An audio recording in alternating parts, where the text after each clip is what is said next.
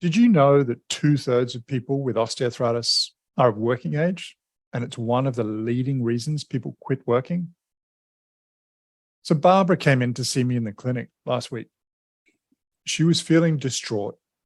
She loved going to work. She really enjoys spending time with the people that she works with.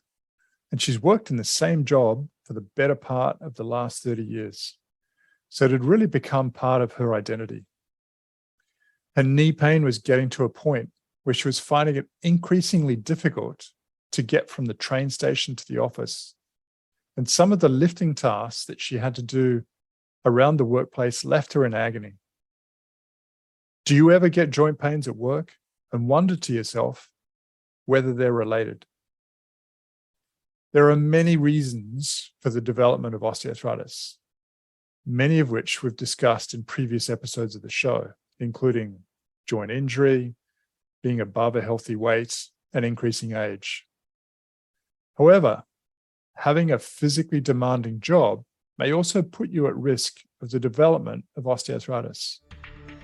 Jobs which involve repetitive movements and excessive knee loading, like farming, mining, have been linked to the development of knee osteoarthritis. Hello, it's David Hunter, and on this episode of Joint Action, we're joined by Dr. Thomas Perry to discuss this really important topic. So we're planning to talk about jobs which put you at risk of osteoarthritis and which ones may have a protective effect. And if you're in a physically demanding job, potentially what you can do to minimize your risk. Hello, Tom. Welcome to the show. Hi, David. Thanks for having me. Oh, no, it's an absolute pleasure. It's a great chance for us to have a chat about this and other things, but also obviously really importantly about the content that you've contributed a lot to the field about. But before we get into that, just in an effort for me to probe you a little bit further about yourself, can you just share with the listeners a little bit more about your background and what a typical day might look like? Sure. Really, from a very early age, I've had an interest in medicine and science. And that really led me to pursue a Bachelor's of Science degree at Sheffield Hallam University in human biology. And it really wasn't until my final year where I had sort of true exposure to research. And from that, my love of research really started. So I undertook a PhD at the then called Arthritis Research UK Centre for Epidemiology at the University of Manchester, where my PhD was centered around looking at structural change in response to vitamin D therapy in symptomatic knee osteoarthritis. So upon completion of that PhD, I moved down to Oxford to start a postdoctoral research career at the Botany Research Centre, which is centered around musculoskeletal complaints or orthopedics. And I was really interested in looking at risk factors and better defining outcomes in the field of knee osteoarthritis. So really, in terms of a normal day, I don't think any of us actually have a normal day or a repeated day, but I have a lot of meetings, as I think we all do. Thankfully, most of those are now in person rather than virtual. It's great to be moving away from Teams where possible. I work with a number of collaborators on my current project, so I'm always engaging with them, feeding back with how the project is going. I write a lot of scripts, so these are using statistical programming languages to clean data, because I work with various data types, but also analytical scripts as well. And really where opportunities arise with regards to teaching, I jump on board. So I teach on master courses when those are going through the year, and reading and writing papers. That's another large component of the job as well. You sound like you've got a lot to do there, Tom. And when you're not busy working away, what do you like to do? I love traveling, and I appreciate that's been really difficult in recent times. In fact, at the Aussie conference earlier this year in Berlin was the very first time I stepped foot out of the UK since COVID. So that was a fantastic opportunity. Eating out is a hobby. I enjoy tasting new foods and trying new places to eat. And I'm a bit of a technology buff, so I have a love-hate relationship with technology, as I think a majority of us do. So I do like reading up on what the new technological advances are. So recently I've been reading up on the Elon Musk SpaceX program and the sort of engineering work behind the space rocket. So that's what I enjoy doing. Are you an Elon Musk fan? That's a provocative question. He has a Yes. lot of money, and I think there's arguments that that money could be better spent, perhaps sort of addressing sort of the more earthly problems that we have. But I think the fact that he's sort of reinvigorated the space program is fantastic. I think what we are able to learn about the universe can only assist with our travel to other planets. So I don't really have an opinion on him, but I'm fully aware he's quite provocative. Did you dream of being an astronaut as a kid? I did. I don't know anyone who didn't have a period in their life where they didn't want to be an astronaut. I'm there, Tom. I quite like having my feet on Mother Earth, as long as we can look after it. Yeah, well, that's the problem. There's sort of an abandoning attitude now with the SpaceX program, but I think it would be a fantastic opportunity to go into space. But I appreciate it's not for everyone. Yeah. Now we're digressing. And obviously what I want to do today is really focus on that really important topic of the relation of work and occupation to the development of osteoarthritis, which a lot of the work that you've done has been really pivotal in developing our understanding of that. But I just want to start with a really broad question. What types of activities or jobs that people might be doing at work could put them at risk of the development of osteoarthritis of the knee? Well, that's a really good question. And I suppose I would respond with, it depends on what exposures you're talking about. So this is one of perhaps the problems in the field of occupation in the context of osteoarthritis, is that there are several different types of occupational exposures you could be referring to. So most of the time we refer to job titles. So that is the actual title of your job, which we can classify into levels. Just before you go on, so that's, for example, that's a title like carpenter or painter or builder or office worker. Is that what you're referring to? Exactly. So some of the more heavily researched job titles have been around farming, mining, carpentry, those sorts of jobs. Yep. And then the second sort of occupational exposure that we quite often refer to is workplace physical activities. So these are the activities that you perform during your working day in the workplace. And some of the activities that have been more specifically targeted are those around kneeling, squatting, carrying heavy loads, and also standing as well. So those activities are very much of interest. So really through our program of work, and this was very much a team effort, a collaboration between Oxford, Sydney and Southampton, to name a few, we showed that 9 specific job titles were associated with knee osteoarthritis. So these were farming, builders, metal workers, floor layers, to name a few. And then of those physical activities, those occupational physical activities, we showed that lifting, kneeling, climbing, squatting, and standing were also all associated with higher odds of knee osteoarthritis compared to sedentary work or sedentary physical activity. And the job titles that you're referring to in the first instance, and again, this might be a little bit of an unfair question, but do they tend to include the activities that you subsequently referred to? Again, that's a really good question and a difficult one to answer, because there is a degree of inference about the physical activities that are performed within those job titles. So a good example could be, if you're a construction engineer, are you an engineer who's working in an office all day, drawing up plans, or are you on site actually contributing to the building itself? So the physical activities that are performed are very different. So it's difficult to establish what physical activities are performed within those job titles without really drilling down into the behavior of those individuals that are referencing these job titles. Yeah. And so most of the studies that you're referring to there, presumably you're deriving your information from people reporting either their title or the nature of the activity that they commonly do at work, not necessarily based upon observation or measurement. Is that fair?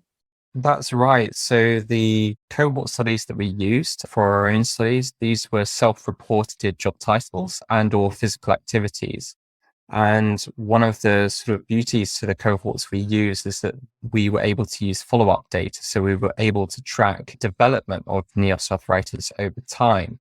But that's not to say that these measures of physical activity, they were recorded at a single time point. So if you're looking at changes in physical activity within the job or changes in the job title over time, that's very difficult to measure unless you're capturing those changes perhaps with multiple inception time points along the way. So quite often you have one assessment of the job title or those physical activities within the job at a single time point, and then you infer for an extended period of time, whatever the follow-up study may be, that individual is performing those same activities or belong to the same job title, which is perhaps a very strong inference to make. Yeah. And the analyses you're just referring to derive their data from a few different available cohorts. Can you just briefly tell us about those cohorts and what differences there may be in the results that you found between them? Sure. So we used 3 cohorts. One was called the Chingford 1,000 Women Study. So as the name suggests, this is a population of 1,000 or so women from the UK who were followed up for, I think the final visit now is 23 years follow-up. And the purpose of that study was really to identify risk factors for both osteoarthritis and osteoporosis. So this was to track women over time. And as the study has grown, a number of additional questionnaires have been added over time to really expand the project.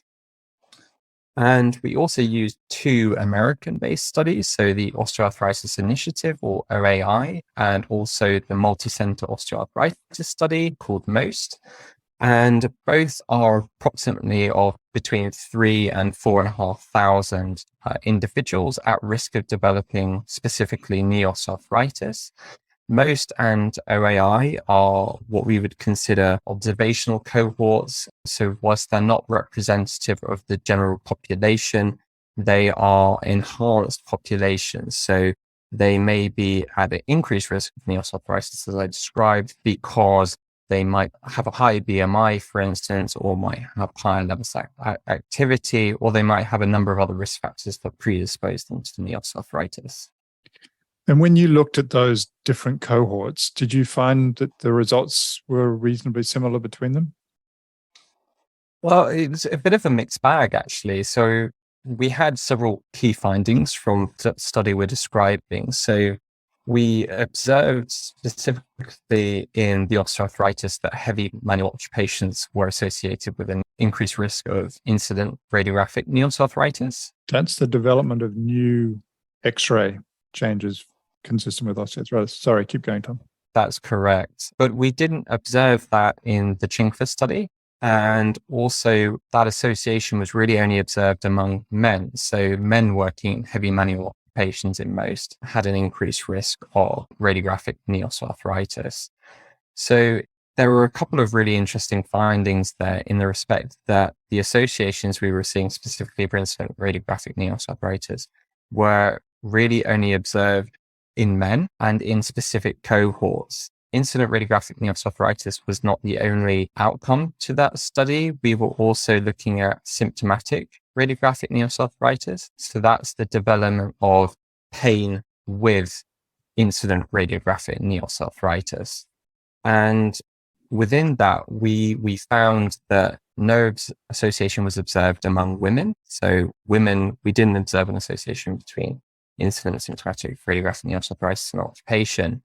But when we looked at Osteoarthritis Initiative and MOST, we did observe that increased levels of workload were associated with an increased risk of symptomatic radiographic knee osteoarthritis.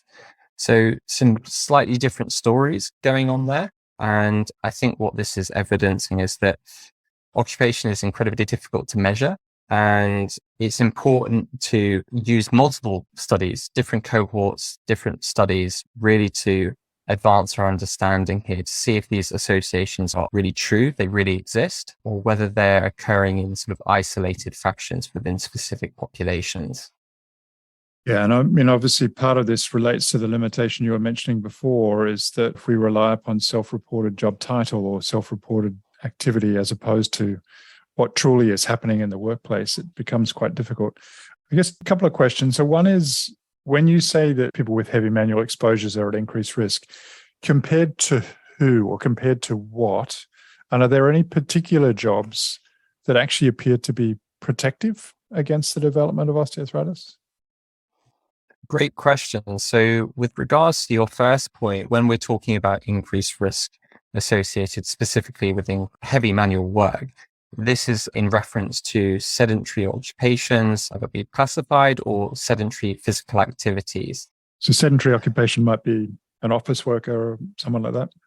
Exactly, or a clerk. And again, the assumption being that the majority of the physical activity performed within that job role is you're sat down for the majority of your day. But with regards to your second point around jobs that are potentially protective towards knee osteoarthritis, we're sort of now looking at the other edge of the sword. And at least from our study, we didn't observe any specific job titles or physical activities that were protective, both in the statistical sense, but also in the clinical significance sense. So we didn't identify a specific job or physical activity that was protective. But that's not to say in the literature that I've read, there are potentially other physical activities within the workplace that may hold some protective effect, but it's certainly not consistent in the literature. Yeah, so we might get back onto what activities they might be so that potentially people can adopt those protective physical activities.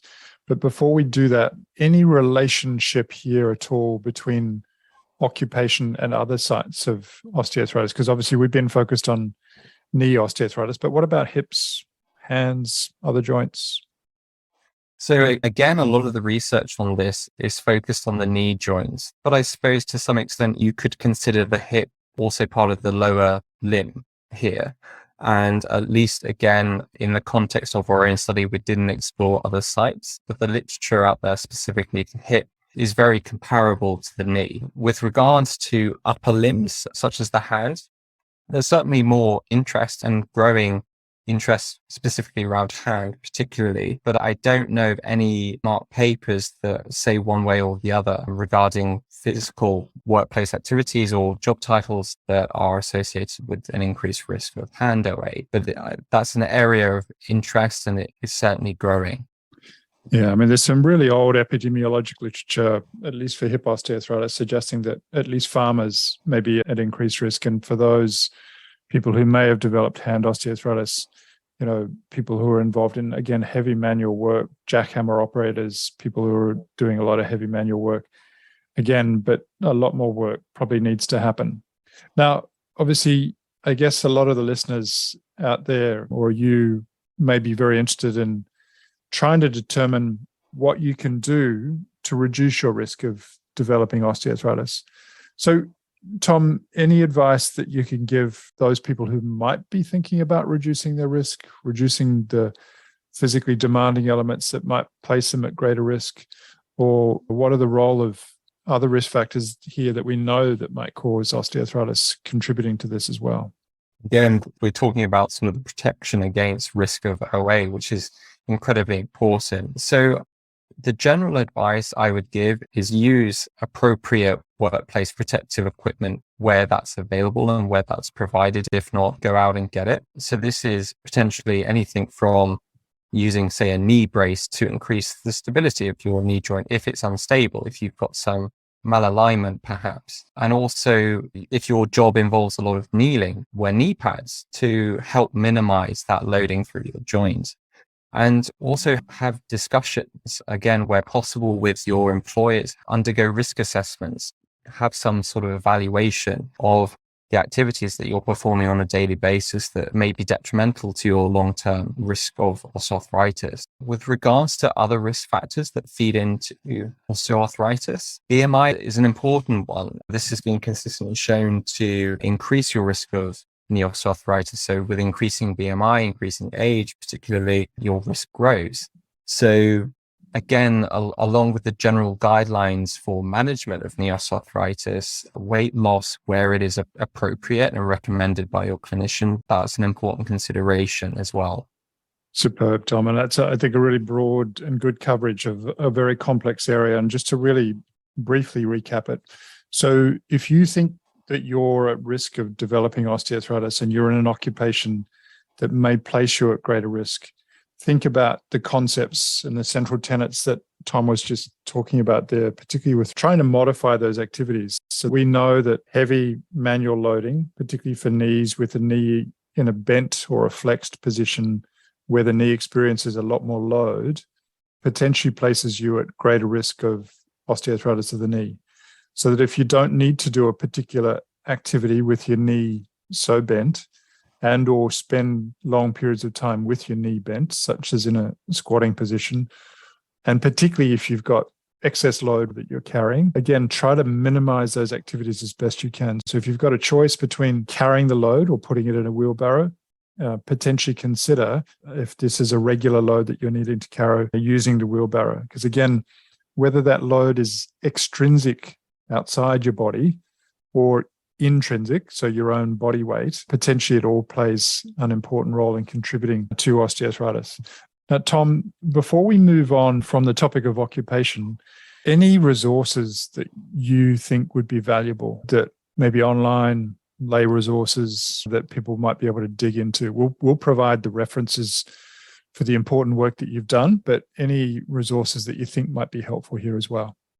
Versus Arthritis has a whole manner of resources online that cover a whole host of different subtopics within osteoarthritis. So I would certainly go to the Versus Arthritis website, read up on their literature, and also these guidelines, these recommendations around the management of knee osteoarthritis are also online. So certainly have a read of those to see if it can feed into your daily treatment program.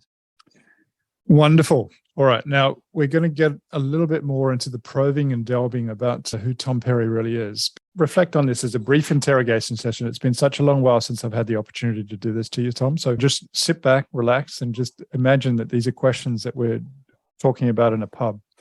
But now, if you could do anything to improve health and healthcare, what would you do? Well, I think if I had more time, I would really sort of go into this and labor this point as much as possible. But a personal thanks to all of the NHS and care home workers in the UK, well, around the world in general.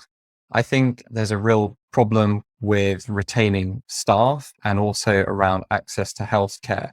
There are real discrepancies, I think, globally. So I would certainly put more into health literacy. Also, as I said, access to healthcare and also retaining these wonderful staff that are working so hard on a daily basis. So again, thank you to all of those wonderful people.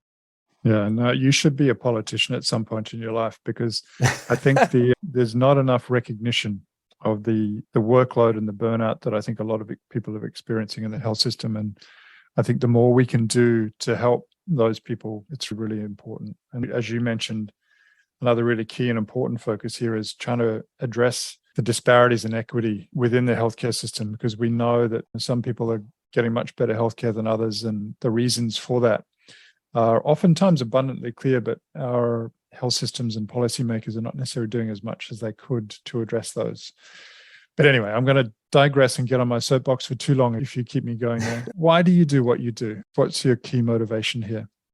I think because of the prevalence of osteoarthritis, specifically the knee, I think we all know someone now potentially with osteoarthritis, and my mum is one of those individuals. And again, I think she was always asking the question, what do I do? And from that, I really have a personal sort of vested interest in really trying to help, if I can, 1% advance the field of osteoarthritis, moving more towards developing disease-modifying treatments, or even those that further help alleviate symptoms and improve functions. No, a personal motivation is as good as any. And I think particularly if it's a close family member that's driving you towards advance, it's hopefully going to be a great boon for the osteoarthritis community as well. Now, Tom, if you could have a billboard with anything on it, what would it be and why?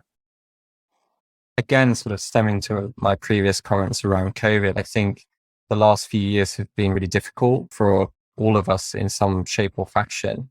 And I think it's okay to recognize that we may not all be okay. So with that, I would like to have a billboard with some information around access to sort of mindfulness charities or any sort of charity, not necessarily around mental health, but at least information to access those resources to really help and support people that may be struggling with their own health, whether that be mental or other. Really important advice. And as people who are out there, if you are struggling, please do access some of the resources that are hopefully readily available within your local community to address some of those concerns. And just in closing, Tom, is there any one piece of advice or a pearl of wisdom that you've got that you'd like to give for people who have osteoarthritis? I think all I would say here is the community is working incredibly hard to, as I said, either develop a disease-modifying treatment or at least improve symptom states and improve physical function. So I think a lot of osteoarthritis patients go through these cycles of trying new treatments that may not ultimately work for them, not necessarily in the short term, but also in the long term. So we are really trying to improve the disease control and really give patients the best possible life and lifestyle whilst living with osteoarthritis. Wonderful way to close, Tom. I think it's really important to give people hope. And as you say, there are some tremendous therapeutic and knowledge developments that are going on in the osteoarthritis space that I hope will inspire people to get behind us, to support us, and to ensure that the research that people within the osteoarthritis community are doing around the world gets done so that we can advance your cause and hopefully reduce community suffering. Tom, thank you so much for spending a little bit of time with us. It's great having a chance to chat. We don't do it often enough, and hopefully we'll get a chance to do it again soon. And thank you so much for the contributions you're making to the osteoarthritis knowledge space. It's so important. Keep it up. No problem. Thanks very much for having me, David. And again, just to echo, this is very much a team effort. So hopefully we're making strides. We definitely are. So if you're at risk of the development of osteoarthritis and you're in a job that involves a lot of knee bending and particularly heavy manual loading, think about what you can do to reduce that risk. If you can modify the activities to reduce your risk, please do so. And obviously, if you're carrying excess weight and you can reduce that weight, that will also help by reducing the other risk factors that might contribute to the development of osteoarthritis. This is an evolving area, and we know that occupation plays a really important role, but similarly, there are a number of modifications that theoretically can be made to different jobs to reduce risk, and where we should and can do that, we should. So hopefully you found today's content useful. It's really an important topic given the number of people with osteoarthritis who are of working age, and particularly the fact that many people with osteoarthritis have to stop working as a consequence of their joint pain. So again, between now and the next time we connect, please do take care of yourself.